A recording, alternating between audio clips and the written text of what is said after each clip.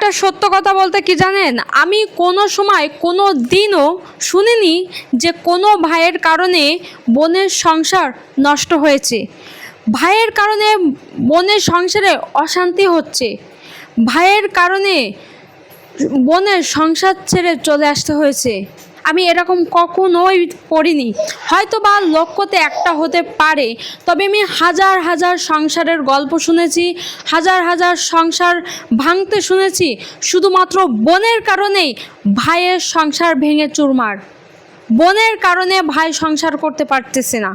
আমি অনেক শুনেছি, অনেক দেখেছি, কিন্তু কেন বোনেরা এই কাজটা কেন করে? তাদের তো সংসার আছে, তাদের সংসারে নাক না গলিয়ে ভাইয়ের সংসারে এসে মাতব্বাড়ি করে, ভাইয়ের সংসারে এসে কুটনামি করে। কিন্তু কেন?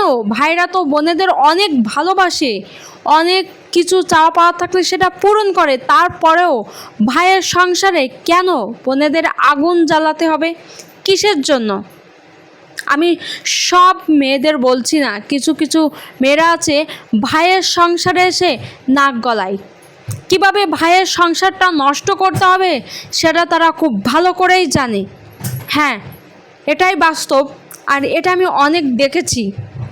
আপনাদের পছন্দ নাও হতে পারে এই ভিডিওটা, তো ভালো লাগলে অবশ্যই লাইক, কমেন্ট, শেয়ার করবেন।